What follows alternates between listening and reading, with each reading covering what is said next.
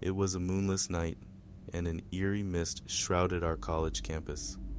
Sarah, Mark, and I, all seeking a thrill, had ventured out to explore the deserted grounds. But this night would become a haunting nightmare we'd never forget. The mist carried an unsettling scent, a mix of damp earth and something metallic, like the aftermath of a thunderstorm. The campus was eerily quiet, the buildings looming like dark sentinels, and a sense of foreboding lingered in the air. We had heard the whispers, the rumors of a killer clown stalking these grounds at night. At first, we dismissed them as urban legends, but now, as we walked through the fog-draped pathways, the legends felt all too real. The fog closed in around us, obscuring our vision and muffling our footsteps. Our flashlights cut feeble beams through the mist, revealing the distorted shadows of campus buildings and trees that seemed to reach for us like ghostly fingers. Then, as we turned a corner, I saw him, a clown. His makeup was smeared, his grin unnaturally wide, and in his gloved hand a gleaming knife. His laughter, a sickening cackle, filled the night. Panic seized us, and we tried to flee, but the fog seemed to thicken, obstructing our escape routes. We could hear the clown's chilling laughter growing louder, echoing in our ears, driving us deeper into the mist-shrouded campus. I felt my heart pounding, my breaths rapid and shallow, as we stumbled through the haunting night. The metallic scent grew stronger, more nauseating, like the stench of blood and decay. The clown was relentless, his laughter tormenting us. Our flashlights trembled, casting eerie shadows, and our fear grew with every step. It felt like a never-ending nightmare, and we were trapped in its clutches. Desperation took hold as we entered an abandoned building. The air was suffocating, thick with the smell of decaying wood and old books. Huddled together, we tried to make sense of our situation, our hearts heavy with dread. Time blurred within those forsaken walls. Whispers of reassurance echoed in the darkness, but the fear persisted, a relentless presence that gnawed at our sanity. Suddenly, Mark screamed. In the dim light, we saw a message scrawled in blood on the wall. "Run!" The metallic scent filled the room, and we knew we had to escape. We burst from the building, but the clown was there, his grin wider, his knife gleaming. The fog clung to us like a malevolent entity, and his laughter echoed, taunting us. Through a winding courtyard we raced, the cobblestones slick with dew. In its center, a fountain gurgled, its water stained red. The metallic scent was overpowering, a reminder of the horrors we faced. The clown emerged from the fog, and there was no escape. The metallic smell choked us, and his laughter was deafening. We were trapped, and we knew our fate was sealed. As he lunged, a blinding flash of light enveloped us. I shielded my eyes, and when I opened them, we were in a well-lit room. Sarah and Mark stood beside me, bewildered. The metallic stench had vanished, replaced by the clean, antiseptic smell of a hospital.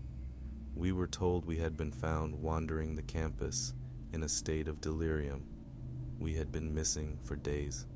It seemed the clown and the nightmare had all been a hallucination, a shared delusion brought on by some unknown toxin or illness.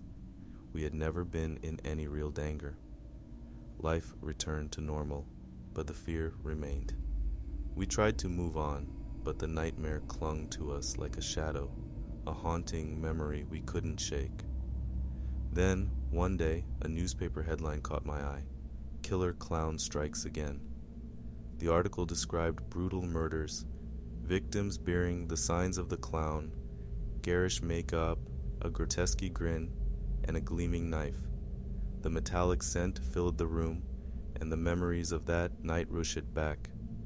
The clown's laughter echoed, and I knew the nightmare was far from over. The killer clown was real, and he was still out there, lurking in the darkness, waiting to strike again.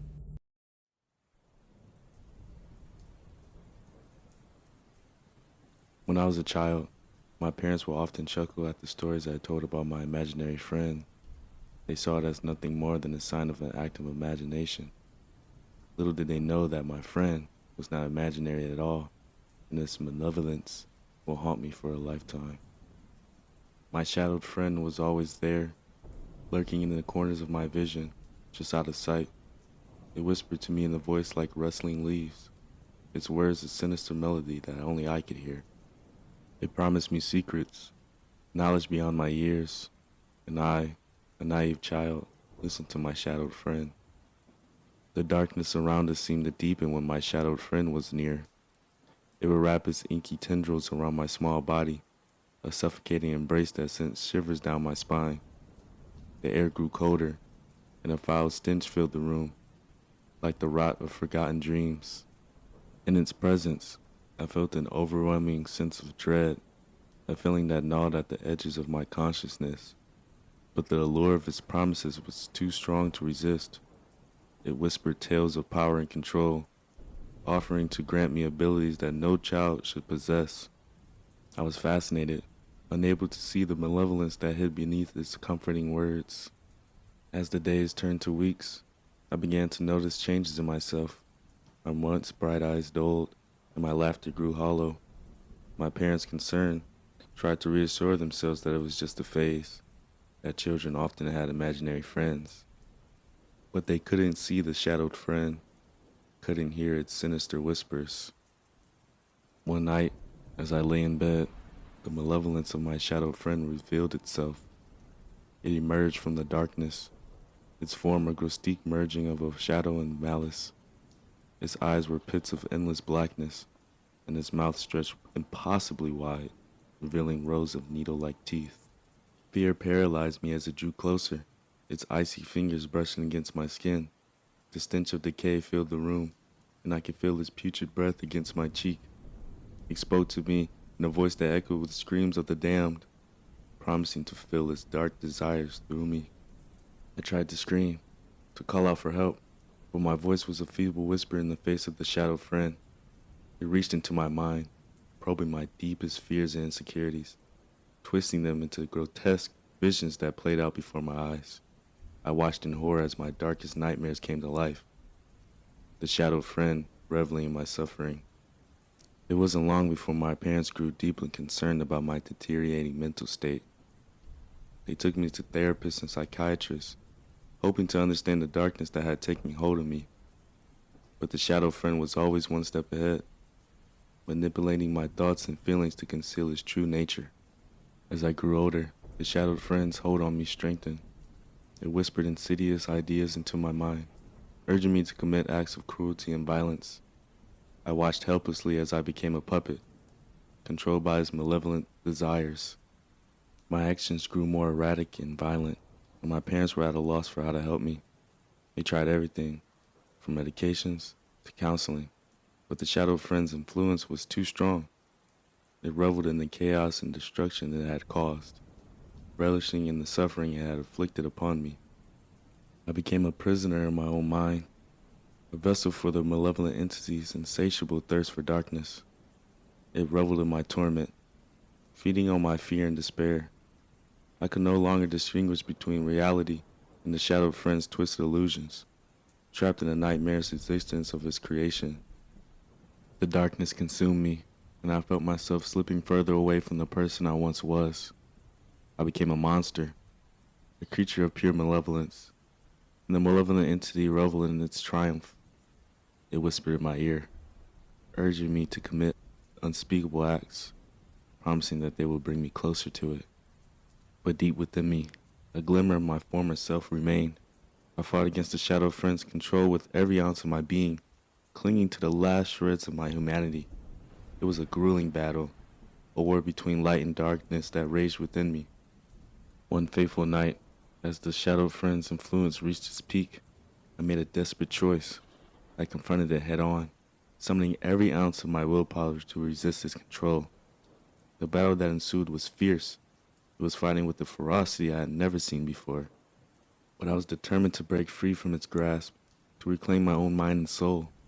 With a final surge of strength, I cast it out, banishing it back into the darkness from whence it came from. The room seemed to brighten, the air growing warmer and fresher. I was free, but the scars of my ordeal remained. I had lost years of my life, years I would never get back. My actions during that time haunted me, a constant reminder of the darkness that had taken hold of me. As I look back on that period of my life, I'm still haunted by the shadow's insidious influence and the horrors it inflicted upon me.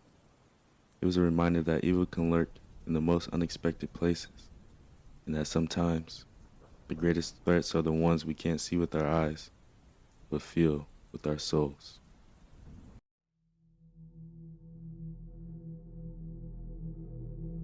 I never liked roaches. Who does, really? But I never could have imagined that they'd become my worst nightmare. It started when I moved into an old, run-down apartment in the heart of the city. The moment I stepped in, a musty stench hit me like a wall. The place had clearly seen better days, and I was in no position to be picky. At first, I only spotted the occasional roach scurrying across the floor. I'd stomp on them, disgusted but not alarmed. But the population grew, as if they were breeding faster than rabbits. Soon, it felt like they were everywhere. The smell became unbearable, a sickening combination of rot and filth that seemed to permeate every nook and cranny. I'd wake up in the middle of the night, choking on the stench, only to find roaches crawling across my body. I waged a war against them, investing in every pesticide I could find. But they were relentless, undeterred by my feeble attempts to evict them. They seemed to thrive in the toxic fog I'd created.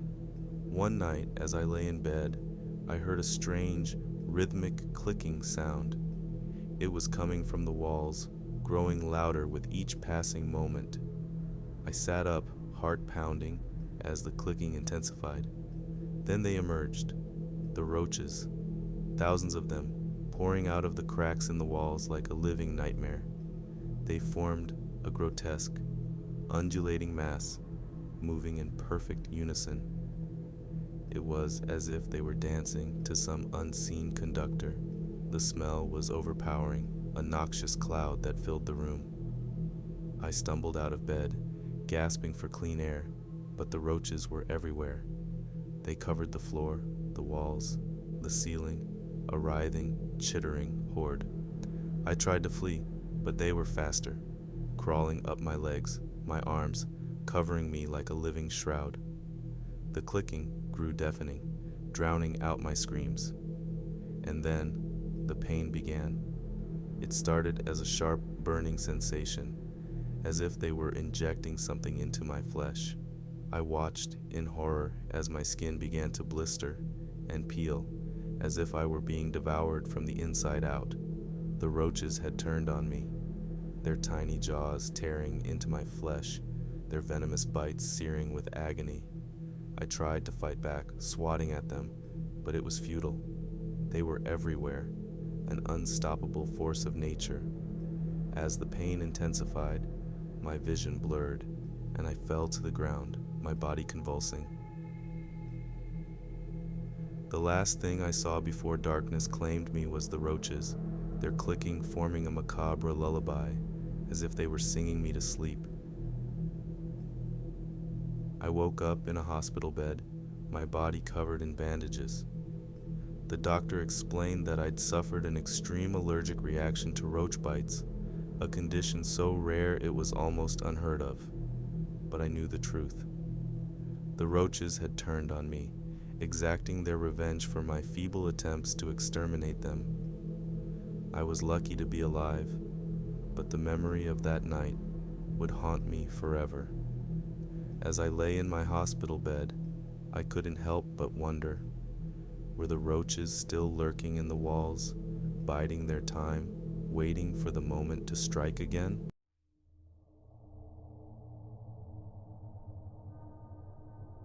The air in the basement was heavy with the scent of old wood and musty books. It was the perfect setting for a night of mischief with my friends, Alex and Lisa. We had gathered around a Ouija board, a relic from the past, eager to invite a ghostly presence into our world. As we placed our trembling fingers on the planchette, a shiver ran down my spine. I could feel the anticipation in the room, our breaths hanging like a tangible fog in the dimly lit space. The pale glow of a single candle flickered, casting eerie shadows on the worn-out board. "Is there anyone here with us?" Alex asked, his voice quivering. We waited in silence, our hearts pounding in unison. The seconds ticked by, and just as doubt began to creep in, the planchette began to move. Slowly, hesitantly, it spelled out a name, Samuel. A chill swept through the room. None of us had pushed the planchette, and we exchanged nervous glances. "Samuel, are you a friendly spirit?" Lisa asked, her voice barely above a whisper. The planchette moved again, spelling out a word that sent shivers down our spines. Notfriendly. Fear gripped us, but curiosity urged us to continue. "What do you want from us?" I asked, my voice quaking. The planchette spelled out a message that made my blood run cold. FOLLOW. The air grew colder, and I could feel an oppressive presence in the room. It was as if unseen eyes were watching our every move. We had unwittingly invited something malevolent into our midst. "Follow where?" Alex asked, his voice shaking with dread. The planchette answered with a series of letters, spelling out a location I knew too well. BASEMENT. My heart sank. We were already in the basement. The realization struck me like a physical blow. We were not alone in this room, and whatever had answered our call was here with us. The candle flickered and dimmed, plunging us into near darkness. Panic seized me, and I tried to pull my hand away from the planchette, but it was as if an invisible force held it in place. A cold breeze brushed against my neck, and I felt a presence behind me, a whisper of icy breath against my ear. Lisa and Alex were paralyzed with fear, their eyes wide with terror. The planchette moved again, spelling out a chilling message. YOURTURN. In that moment, the room seemed to spin, and I felt a strange compulsion, a force that urged me to stand up and walk deeper into the basement. I couldn't resist, my body moving of its own accord, like a marionette on strings. I descended the creaking stairs, each step taking me further into the abyss. The scent of damp earth and decay grew stronger, and a suffocating darkness enveloped me. I could hear faint whispers, unintelligible voices that seemed to come from all directions. As I reached the basement's depths, I saw a door, old and weathered, a portal to an unknown realm. With trembling hands, I pushed it open, and a blinding light engulfed me. When I awoke, I was back in the basement, the Ouija board in disarray. Lisa and Alex were beside me, their faces pale with terror. We had all experienced the same nightmare, the same compulsion to follow that chilling presence. The scent of dread still hung in the air, and the basement seemed darker than before. We knew then that we had meddled with forces beyond our understanding, and we had paid the price. The Ouija board remained in the corner, a sinister reminder of the night we had played with the unknown, and the haunting game that would forever haunt our nightmares.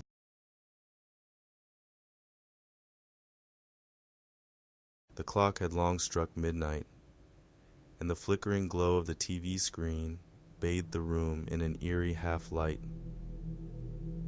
I sat alone on the couch, wrapped in a blanket, engrossed in a movie that had caught my attention on the late-night channel. The movie seemed ordinary at first, a thriller with a mysterious plot, but as the scenes unfolded, A sense of unease crept over me. The characters bore an uncanny resemblance to people from my past. Friends, enemies, lovers. The locations were all too familiar. My hometown, my workplace, my childhood home. I dismissed it as a bizarre coincidence, an overactive imagination spurred by the late hour. But the feeling of disquiet lingered, and a chill settled deep within me. As the movie progressed, the story took a sinister turn. The protagonist, a woman much like me, began to experience a series of inexplicable events. She found herself trapped in a nightmarish cycle, reliving moments from her life, each time with a sense of impending doom. My heart quickened as I watched the woman's life spiral out of control, her reality slipping away like sand through her fingers. The scent of fear hung in the air, the movie's tension seeping into my own psyche. Then it happened. In a pivotal scene, the woman gazed into a mirror, her reflection slowly distorting, her features contorting into a grotesque parody. I watched in horror as her eyes met mine, and in that moment, I knew the truth. The movie was about me. Every character, every location, every haunting event, they were all mine. The realization struck me like a physical blow, a wave of nausea washing over me. I couldn't tear my eyes away from the screen, even as the woman in the movie descended further into madness. I looked around the room, desperate for some sign that I was still in control of my own life. But the surroundings remained unchanged, the flickering TV the only source of illumination. The smell of stale popcorn and the musty scent of the old couch filled the room, but they offered no comfort, only a reminder of my helplessness.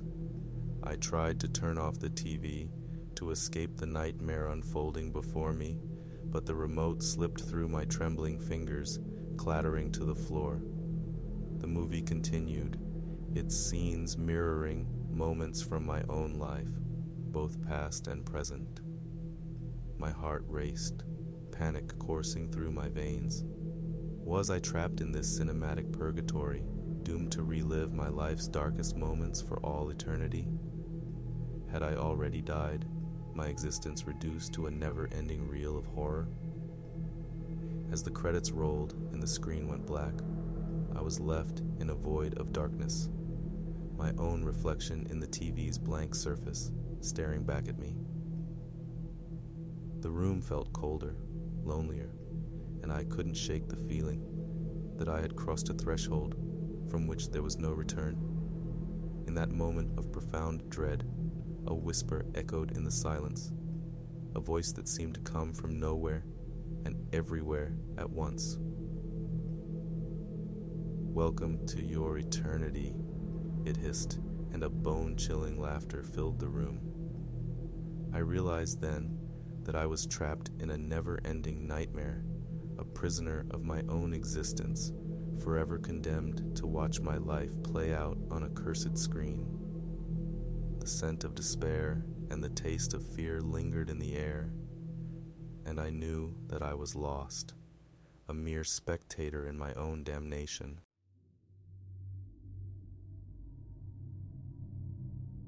I've always been drawn to the art of photography, the way it freezes moments in time, capturing emotions and stories that words often fail to convey.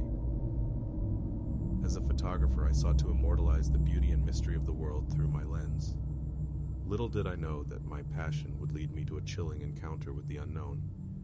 It all began innocently enough during a photo expedition in an old, abandoned mansion. The decrepit walls and weathered furniture created a hauntingly beautiful backdrop for my shots. As I scrolled through the images later, my heart skipped a beat. In every frame, lurking amidst the shadows and hidden corners, were unsettling figures that hadn't been there when I clicked the shutter. At first I thought it was a trick of the light or a result of my overactive imagination. But as I continued to review my collection, the figures persisted, growing more distinct with each photo. They were tall and elongated, their features obscured by darkness, yet their presence undeniable. Chilled to the bone, I revisited the mansion, my camera once again in hand. As I walked through the dimly lit hallways and desolate rooms, a sense of unease settled over me. The air felt heavy with an otherworldly energy, as if the very walls held the secrets of the past. With every photograph I took, the figures returned, lurking in the background like phantoms. It was as if they were taunting me, challenging me to uncover their origins. I questioned the few locals I could find, but they dismissed my concerns with nervous laughter, brushing off the mansion's history as mere superstition. Sleep became a restless ordeal, plagued by dreams of the enigmatic figures. Their hollow eyes followed me, boring into my subconscious, as if they were trying to communicate something beyond words. The unsettling sensation gnawed at my mind, driving me to the brink of obsession. Determined to solve the mystery, I delved into the history of the mansion. My research revealed tales of a family who had once lived there, a family shrouded in tragedy and suspicion. It was said that they had vanished without a trace, leaving behind whispers of foul play and unspeakable deeds. As my fascination deepened, I became consumed by the desire to capture the truth behind the figures in my photographs. Armed with my camera, I returned to the mansion, my heart racing with a mix of excitement and trepidation. The air was thick with anticipation as I snapped shot after shot, each one revealing the figures in all their eerie glory. And then it happened. The figures moved. I blinked in disbelief, my heart pounding as I stared at the screen of my camera. Their forms shifted, their shadows weaving in a dance that defied the laws of physics. My breath caught in my throat as their elongated shapes twisted and contorted, a sinister display that sent a shiver down my spine. The figures seemed to be reaching out to each other, their movements conveying an urgency that transcended their lack of form. In their shifting shadows, I saw the echoes of a tragic story. A story of betrayal, of lives torn apart by secrets too dark to bear. I couldn't tear my gaze away from the screen, the gravity of the moment holding me captive. As their dance continued, a voice, a mere whisper in the air, reverberated through the room. Witness our torment, for we are the echoes of a past that cannot be forgotten. Their message was clear, a plea for understanding, a yearning to break free from the shackles of time and be heard. I watched in awe as their movements grew more frantic, their shadows intertwining in a frenzy that mirrored their anguish. And then, just as suddenly as it began, it stopped. The figures froze, their forms fading back into the darkness from which they had emerged. I was left alone in the silence, my heart still racing, my mind reeling from the experience. As I left the mansion that day, I knew that I had witnessed something beyond the realm of human understanding. The figures trapped between the worlds of the living and the dead had used me as a vessel to share their story, a story of betrayal, loss, and the enduring power of memory. From that moment on, I became more than just a photographer. I became a chronicler of the unseen, a witness to the echoes of the past that linger in the shadows. The unsettling figures in my photographs were no longer mere anomalies. They were a bridge between two worlds, a reminder that the mysteries of the universe are far more complex and profound than we could ever imagine.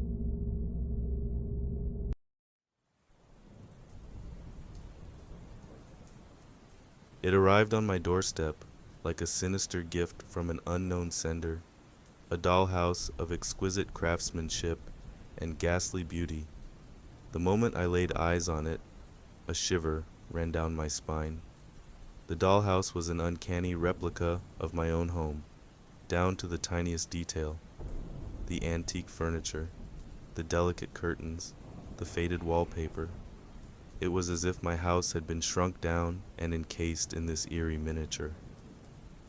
Unable to resist its unsettling allure, I placed it on my living room table. It was a mesmerizing work of art, but there was something off about it, something that gnawed at my subconscious. One evening, as I sat in the dim glow of the living room lamp, I noticed a peculiar detail. The dollhouse's windows reflected not the room around it, but scenes from my own life. The figures within were crude, misshapen representations of people I knew, including myself.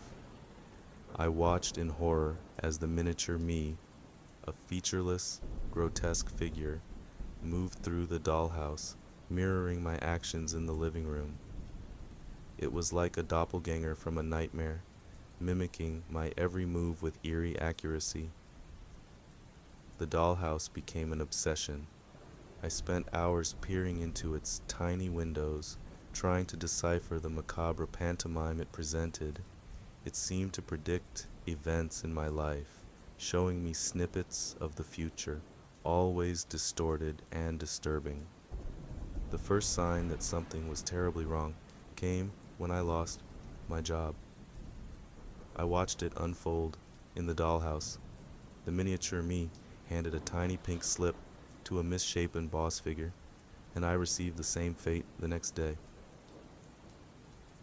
Then the dollhouse began to show darker visions.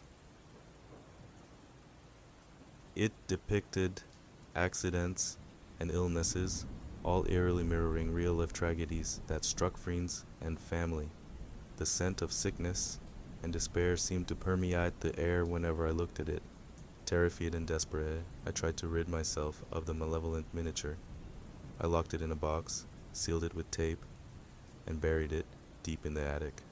But it always returned, sitting innocently on the living room table, as if it had never left. My descent into madness continued. The dollhouse showed me visions of violence, of unspeakable acts committed by shadowy figures. The smell of blood and decay clung to the room whenever I gazed upon it. In a fit of desperation, I decided to destroy the dollhouse. I took a hammer to it, smashing it to pieces. As I struck the final blow, a deafening, otherworldly scream filled the room, and I felt an excruciating pain in my chest. When the darkness cleared from my vision, I found myself in the dollhouse, a grotesque, miniature version of myself. My surroundings were a nightmare, a distorted, nightmarish version of my home. I was trapped, doomed to relive the horrors I had witnessed through the dollhouse's windows. My life had become an endless loop of torment, a cursed existence within the malevolent miniature. As I moved through the twisted dollhouse world, the scent of despair and decay overwhelmed me.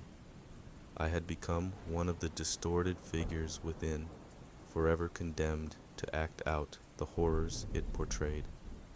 The dollhouse had claimed me, and there was no escape from its nightmarish grasp.